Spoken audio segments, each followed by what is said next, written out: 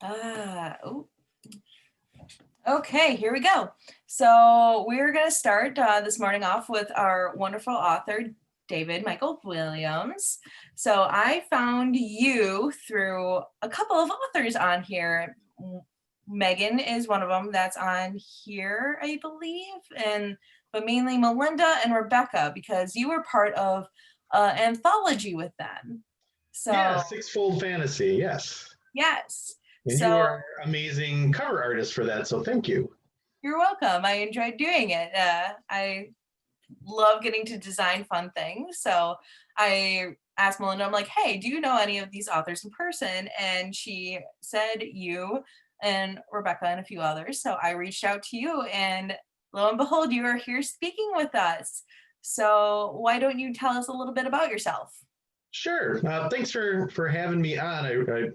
I love to meet and hear from other writers. It's a great community, and hopefully you'll glean something from my literary adventure so far, learn what to do, but maybe more likely what not to do. I'm David Michael Williams. I'm an author of speculative fiction stories. I have written and published some sword and sorcery novels. I have a dream punk trilogy, and as of last month, a new YA portal fantasy for teen readers. And full disclosure, I have never participated in NaNoWriMo in my life, but I am a huge fan of setting goals, and I'm a little bit of a deadline addict, actually. I tend to put deadlines on all my different projects and the different phases of them. So I can get behind the idea of, that extra motivation to get those words on the page. So that's very cool. And I'm currently in the middle of a self-assigned challenge to write 8 short stories in 8 weeks. So that's, I guess, maybe my version of NaNoWriMo right now is every week I'm committed to getting those stories out. Oh, so what are your short stories about, or is that too much spoiler information? No, the short stories actually are kind of across. Some of them are non-genre, but others are, again, more sword and sorcery. And then that one will tie into my first trilogy. And then my dream punk stuff, I have a story that kind of ties into those too. But I was just collecting a lot of ideas over the years that I was never getting to because I was working on novels and series. And I just had this list of ideas backed up. And my hope is to release a short story collection next year. And I didn't want to just put every short story I'd ever done. But the idea is I really want to just have some things that are more, space opera, some things that are a little bit softer sci-fi, and just running the gamut of spec fic. So that's kind of my goal. Is I had an idea. One's about assassins. There's no paranormal element to it, but it's still a little bit larger than life, and I think it would fit the collection well. So it's sort of me purging these things that have been gnawing at my gray matter for years, and seeing whether they work as a short story or maybe a stepping stone into a larger, longer piece. Excellent. That sounds very, very interesting. Also, quick reminder, if you have any questions for David or any of our authors throughout the day, feel free to put them in the chat and I will relay them back. Okay, so how did you get started writing? I know in your bio you said you're kind of a storyteller addict, and I absolutely love that turn of phrase. So how did you get started in writing? Writing is sort of the necessary evil of recording the stories that always happen in my mind. So when I think a lot of us when we're kids, you play with, whether they're action figures, Lego minifigures, or dolls, or anything like that.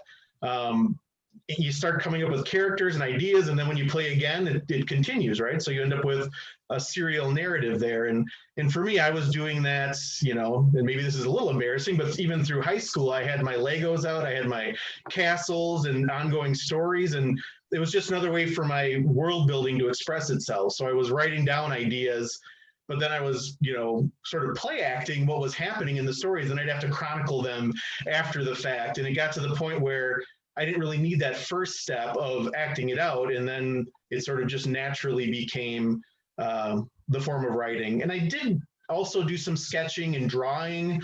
When I was even younger, I'd have these like war pictures and it just looked like a giant scribble by the end because the battle of, jets versus submarines and whatnot just got out of hand. And there's no way of preserving that. So for me, it was, if I want to do this, I have to write it. Writing just became the easiest way for me to be able to go back and kind of see what happened prior to the present in any given narrative. So it kind of was an accident. I for a long time saw myself as a better storyteller than a writer, and then as time went on, my craft caught up with the concepts.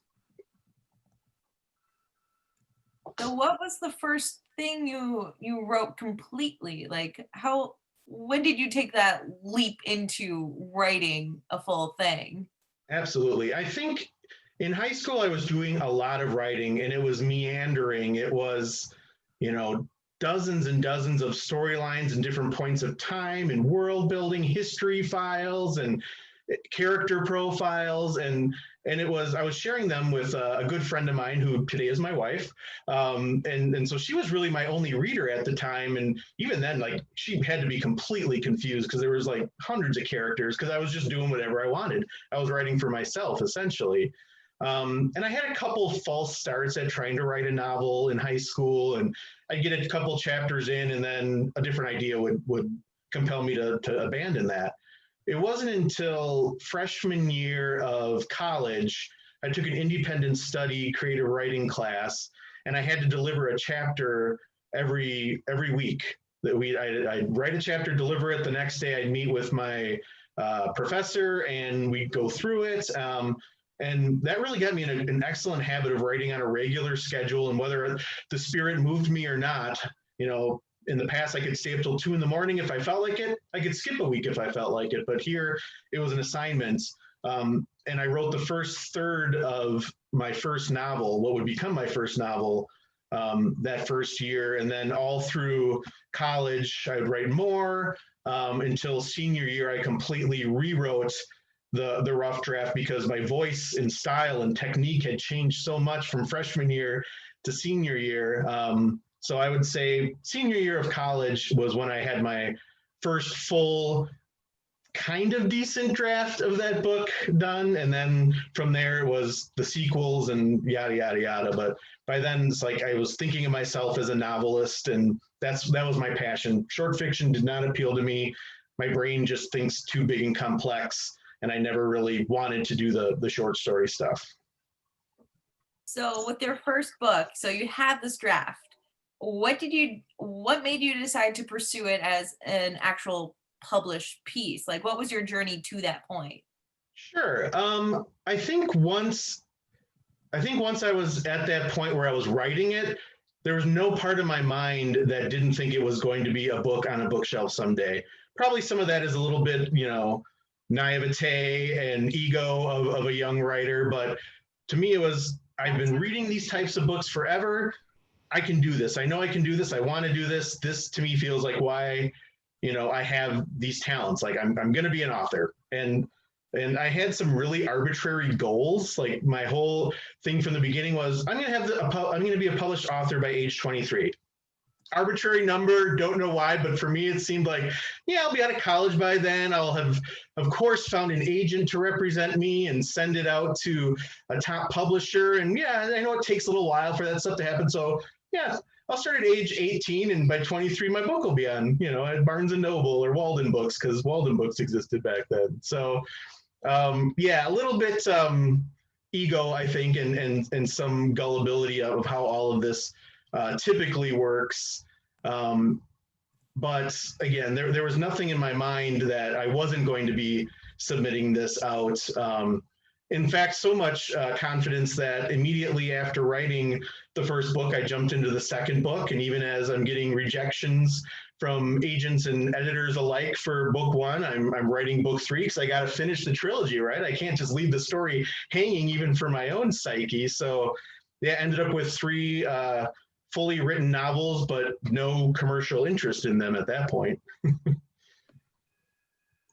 So how long were you trying to do the traditional route? Because I know you started your own LLC for publishing purposes. And I was really curious about that because it's something new I hadn't seen before in an indie publisher or indie author. Yeah. So the short answer to that is probably about 15 years of dabbling in the traditional publishing routes.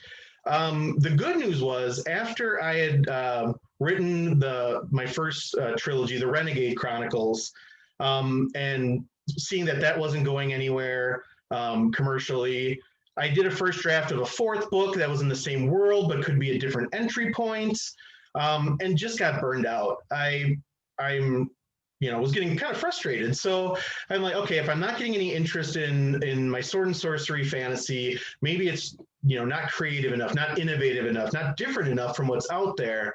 And that was kind of some of the feedback I was getting, or maybe just inferring. I decided I was going to write something unlike anything I'd ever written, and frankly, unlike anything I'd ever read.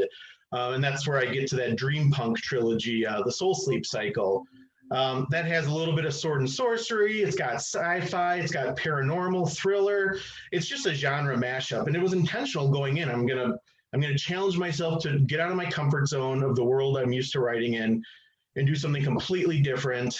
It was hugely challenging, but extremely rewarding because I still feel like that is some of my strongest writing in that series. And good news is I found an agent.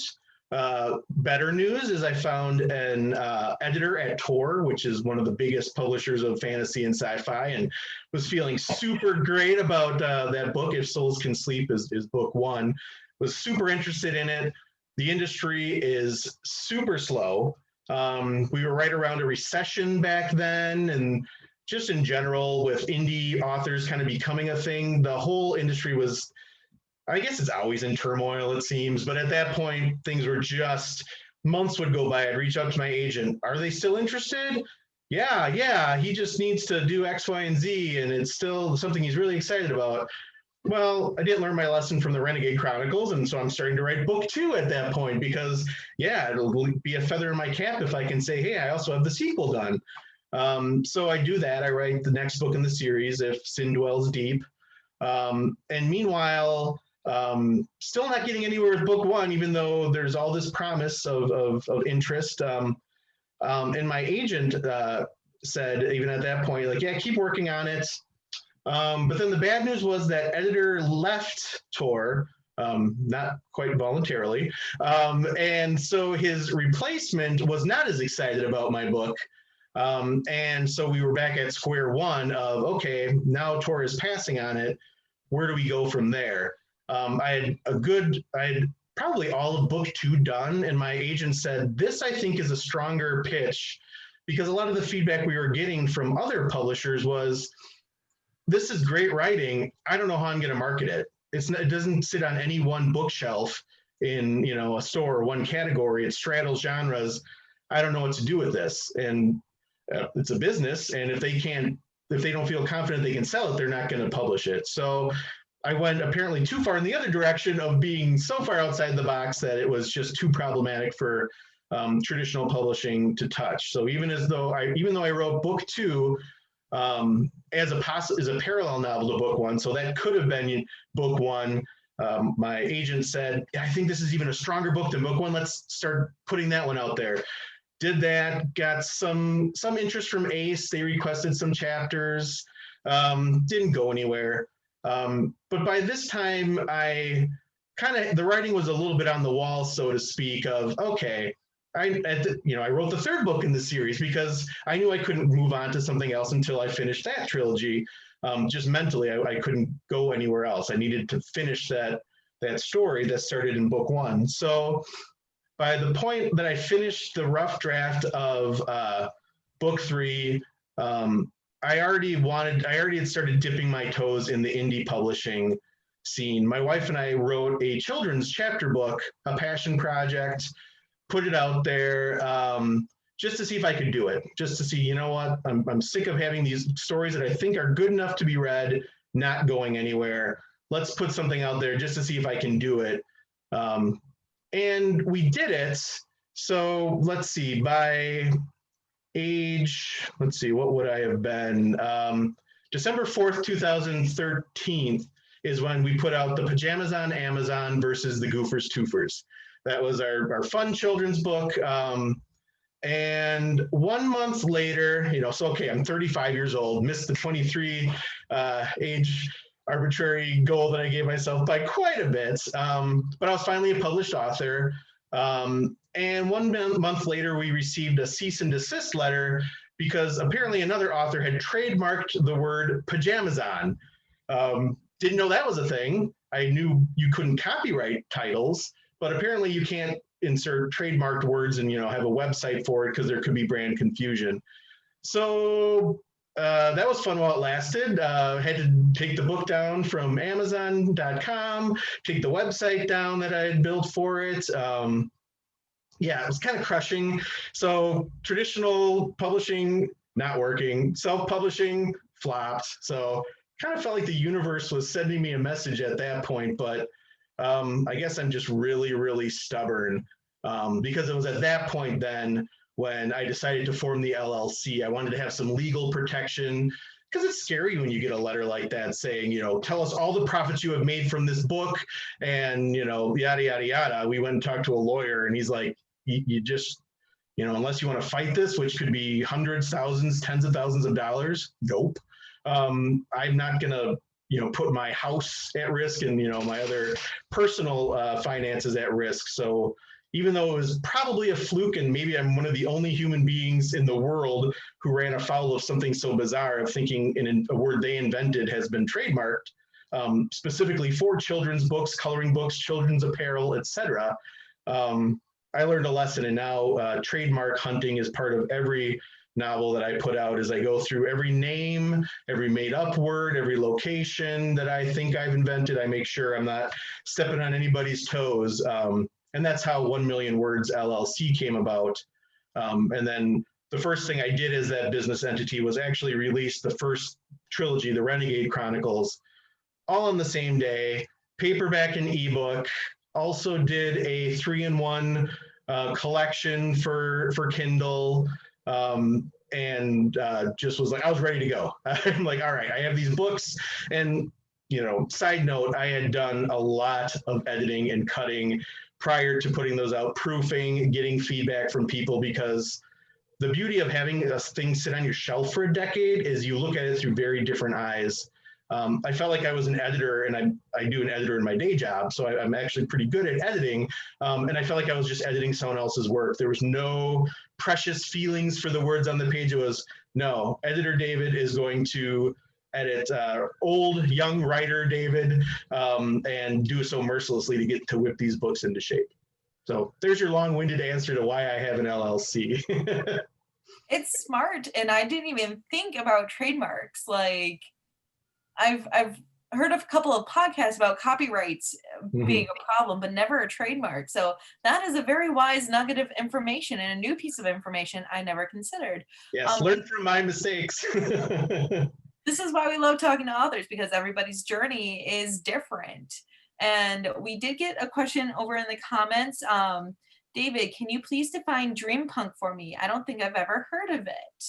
And here's the thing, I hadn't either. And even when I was trying to describe this series, and it's a genre mashup, as I mentioned, it has a lot of different things going on. It's metaphysical. There's even some metafiction in there where it's almost self-acknowledging itself as characters being in a story. It's all over the place.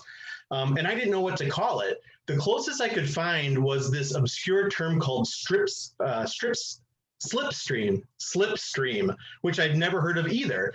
But apparently it's that idea of writing a story that's kind of bizarre, where you're questioning what's real. It didn't really sound good. It sounds like something that a jet does when it flies through the sky, the slipstream. But apparently there was a subgenre called slipstream. But then after the fact, after I published these, I ran across a guy who had found my books, who was trying to coin, he would either invent it or come across this new term called dream punk. And again, dream punk really does focus on your state of mind. So, it could be drug induced, it could be machine induced, getting into your conscious, your subconscious. My books specifically are about dream drifters, people, a very select few who are born with the ability to go into other people's dreams and wreak havoc. So mine is actually a very kind of literal interpretation of what dream punk can be. But I really kind of fell in love with the word because a lot of us are familiar with cyberpunk, and this kind of seemed like an offshoot of that. It sounded a little bit more modern and trendy versus slipstream. So I've embraced it wholeheartedly, and now I say I have a dream punk trilogy. I'm part of a dream punk writers group on Facebook, and I'm going to actually be an anthology coming out. I think it'll be coming out in December called Mirror Maze, where I have a short story in there tied to my Dream Drifters fiction. So I'm pretty excited about that. That sounds very, very interesting. Something that's up my alley. So it seems like you're a pretty fast drafter. Like, are you a fast drafter, or is it more like you fast draft and then do a lot of editing, or vice versa? I've gotten faster. I think my first book took me the longest, just because I was figuring my stuff out along the way. If Souls Can Sleep took me a long time because I didn't have an outline, and I was writing in circles. I had an infant son, and sleep deprivation was a thing, and day job, yada yada yada. We can all relate to that. So I think I've gotten faster at drafting because I am now a strict outliner. For me, that helps tremendously because it helps my writing go faster and it helps my editing go faster because I have less to clean up on the back end. So I think that I've gotten to a point where if I can get an outline and I don't follow it slavishly, I don't force myself to do every decision that I came up before, because you get to know your characters, the story starts to go in a natural direction. So I'm all for deviating from that roadmap, but without that roadmap, I'm much slower. I don't necessarily know my destination. So I do think that I've gotten fairly fast. And I mean, if you look at it as me putting out 6 books in 3 years through my indie publishing, it seems like I'm a whiz.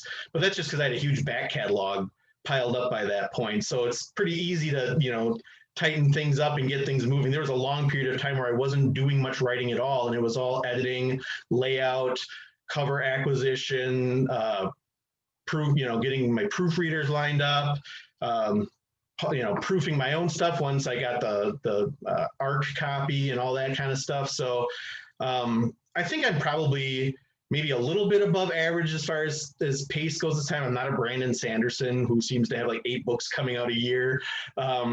But I'm kind of a progress junkie. So I push myself because there's so many stories I want to tell, and I can't tell the next one until I get this one out. So that's kind of my philosophy these days. Excellent. So you write a lot of different things, as we've been hearing. So what tips on world building do you have for us writers? World building is so much fun. With the Renegade Chronicles and my Sword and Sorcery stuff, it had been piecemeal all along. I have centuries of timelines mapped out and geography, and it was a very organic approach. With the Soul Sleep cycle, there's some world building there too, because we're in the dreamscape for portions, and we're in the space between dreams. And then what are the sort of laws of magic, for lack of a better word, when you're in someone else's dreams and those abilities? And so that was almost more of a scientific. I had to do a little bit of research on, neuroscience to really understand how I wanted this to work, both physically, anatomically, and metaphysically. So that was a different approach. Going into my latest book, the one that came out last month, the YA fantasy, I took a much more intentional approach to world building. I had been asked to do a presentation on world building at Lakefly Writers Conference up in Oshkosh, Wisconsin.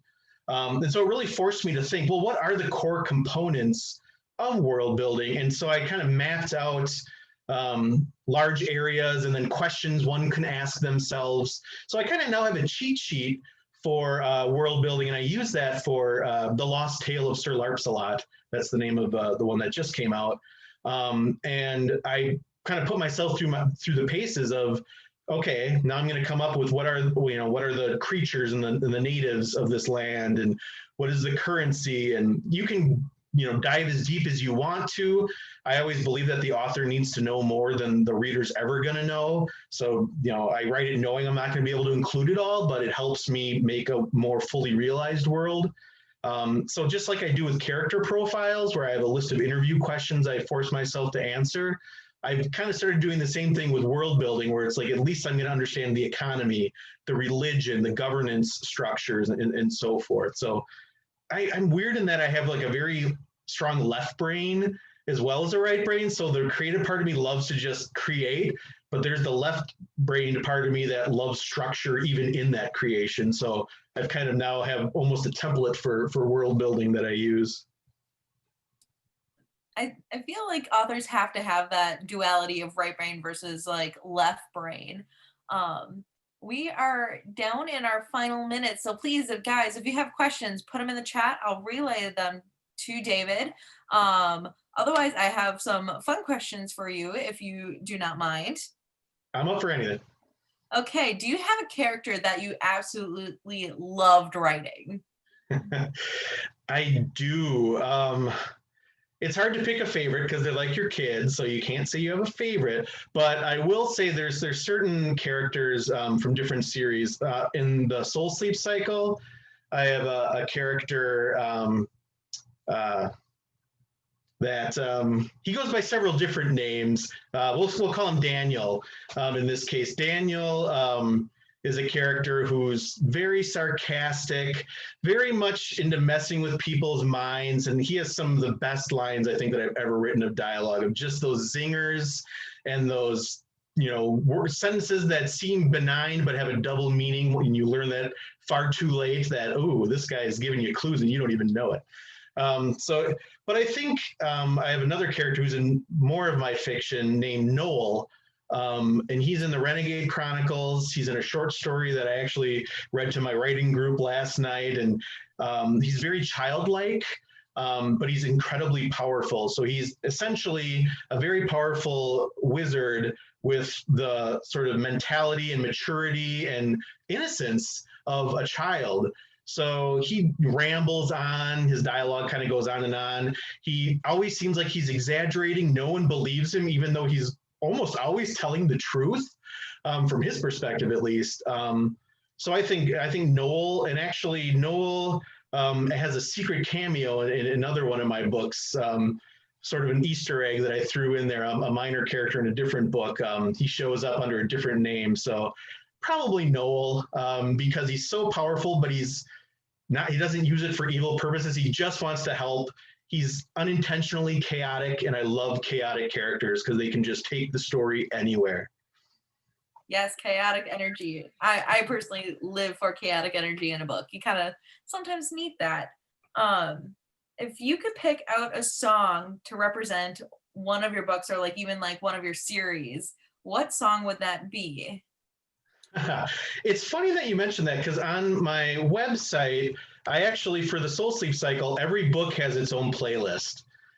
Because I found when I was doing the first one, that there were just certain songs that seemed to fit so perfectly. There's a whole album by Franz Ferdinand that has like songs about lucid dreaming, and there's other kind of trippy songs by Kula Shaker. I just was finding that there were certain songs that really seemed like it fit with a character. So I'm really excited about the idea of like music, and you'll find through some of my books, especially the Soul Sleep cycle, because that's in our world part of the time, I sneak songs into there that are appropriate for the mood. Even something as cheesy as Dreamweaver playing in the background at a bar. Like I just think it's fun. It adds a little bit of flavor to a scene. But I think the one that comes to my mind is there's a song called Brother by an indie band called Murder by Death, which fun name. Brother, that seems like it fits my protagonist from that first book. His name is Vincent, and lo and behold, Daniel is his brother. And there's a line in there that's like, you're not the greatest brother, but you're the only one I have. And just that relationship and that song, just the feeling it evokes for me is like, that's their dynamic. But yeah, I love the idea of just finding songs And if I had to pick one for us, one song for The Lost Tale of Sir Larpsalot, it'd probably be Weezer's In the Garage, where it's just about like kind of these loners, these misfits playing D&D in their garage. And that's to me is sort of the spiritual anthem for The Lost Tale of Sir Larpsalot. Yes, I was actually going to ask you if you could talk a little bit about your Sir Larpsalot, because it literally just came out like on the 3rd, right? It came out last month, Okay. so it's been just about a month out there. Yeah, so that's my newest one, and that came from an idea for a comic book that I was working on with some friends, and that it fizzled out.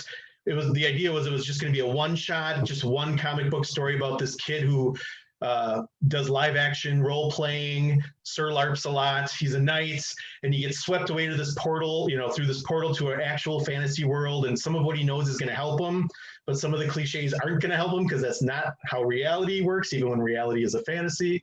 And then the comic book venture fizzled out, but the character kind of kept nagging at me, and I decided, well, what if his friends went with him? So then I have Brutus the Bullheaded, who's a Minotaur. I have Elvish Presley. I've got, Tomfoolery, who's a rogue, who's, kind of thinks the whole thing is a joke. And I really just got silly with it because I was writing for a younger audience. And I was really I love taking tropes and cliches and turning them on their heads. And this really gave me a chance to not only do that, but really get punny because I have a sick love of wordplay. So yeah, that's this Lost Tale of Sir Larpsalot. I absolutely love it. And we got a few questions here in regards to buying your books. Can you buy direct from your website, or are you on Amazon exclusively? All of my books are on Amazon as paperbacks and ebooks.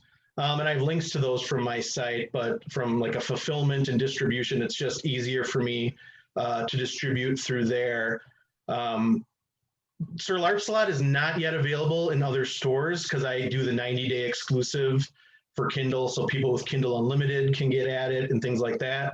But 90 days from the publication day, I also release it through Smashwords, which then puts it out through what was previously called iBooks. I think now it's just Apple Books. They'll show up on Barnes and Noble websites and such. So over time, they'll be available through various online vendors. Maybe someday I'll host the ebooks and sell them directly through my site, but for now it's easier to, and people who have Prime love it because then they can get the next day shipping and then that kind of stuff. So I tend to depend a lot on Amazon, and I do have one title that's on Audible. This year I dipped my toe in the water with working with someone to produce an audiobook for Magic's Daughter, which is my 4th book that I burned out on, but then eventually came back to it. It's kind of been my guinea pig. I tried using it on a serial fiction app, and now it's my experiment in audiobooks. So if you have Audible and you have credits or anything like that, you can check out Magic's Daughter on Audible. I did see that, and I was going to ask you, how was the audiobook experience? I love the narrator producer that I found. You get to audition people. You say specifically what type of voice you want. And this narrator and producer, her name is Angela Risk. She was no risk, pun intended, because she was great with the accents. I have her doing some very highbrow, proper, almost British accent for my main protagonist. She's a noble-born lady. But then there's also some other lower class characters in there who have a little bit of that Cockney kicking. And she was able to not only handle the different voices for different characters, but also I probably threw about like 50 to 100 made up words at her because it's in a made up world. So she had to also like struggle with words like Sylvan Irek and and some other goddess Vestas and just some weird words that I had to send her a pronunciation guide, and without fail, she hit them all out of the park. A couple I had to come back and say, I think maybe I hear the pronunciation this way, and she redid them in like less than a day. So it was really great working with her. Unfortunately, Audible was really backed up. ACX is the feeder program, another Amazon subsidiary. that feeds that stuff, and they were just really behind during the pandemic. So it took months for them to actually approve it and get it in the store. Usually it takes much longer, or much less time. So I was hoping to have that out in July, and not have it compete with the release of The Lost Tale of Sir Lancelot. But they ended up both being available just a handful of days from each other, of course. So, as a marketer, you want to be able to spread out your touch points, but oh no, of course, the stars align in a way, but I can't complain because I love how it turned out. That's amazing. Yeah, I was looking at that and I was like, I think that's the first like audio book I've seen from some indie authors, because it is a very intense like aspect to pursue. It's expensive. If you do just flat out pay someone to produce and narrate, it can be hundreds and hundreds of dollars, up to like over $1,000, because every hour of audio that you hear in an audiobook is 8 hours of their time. So, and they deserve it. They're doing a service. So don't get me wrong. I found a hybrid model where I was able to pay her some money up front, and now we're splitting the royalties. So there's a royalty share going on as well. So that helped my budget a little bit, gave her some money for her time up front.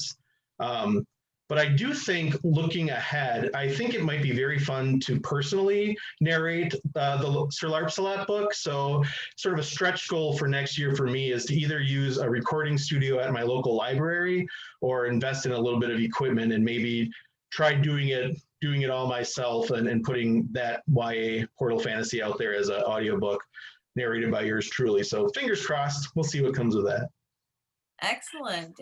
Do you have any like advice for writers out here, us trying to get 50,000 words in 30 days? Yes. I think my key advice, I told you guys earlier, my goal is very narrow. This book is going to be traditionally published by age 23. And I didn't want to write any short fiction because I wasn't good at it, and I wasn't going to write anything outside of my world of Altera. And I think it's a mistake to limit yourself that way, to have so narrow goals. And I found that the more often I said yes to things that didn't immediately sound like they were in my wheelhouse, the more I learned, the more opportunities I had. Everything from going to that writers conference where I met Melinda Peterson, who now connected me to you, Katie, and you never know what's going to lead to the next thing. And even things that one might consider a failure, my first attempt at self-publishing and getting a cease and desist letter taught me a lot. So don't be afraid to fail. Don't be afraid to try things outside your comfort zone.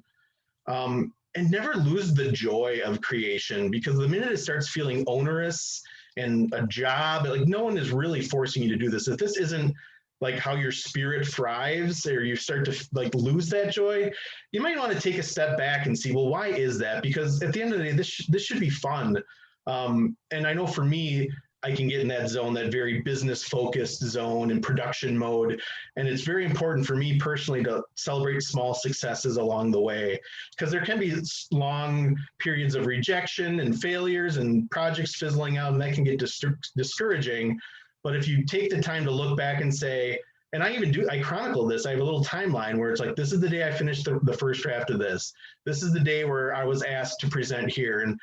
And even though it wasn't maybe on my main list of goals for the year, those little surprises that happen along the way, being asked to be part of that Dream Punk anthology, like, that was never on my radar, but that's something that I'm hugely proud of. And technically, that'll be my first. I got an advance on that story. They paid me for the story. So as of 2020, I will be officially a traditionally published, because all the other stuff was still indie kind of thing. So this is a small press putting out a short story of mine. So at age 42, will finally be traditionally published in this year. So don't get caught up in those details. Remember that this is something that is your passion, and don't lose that passion.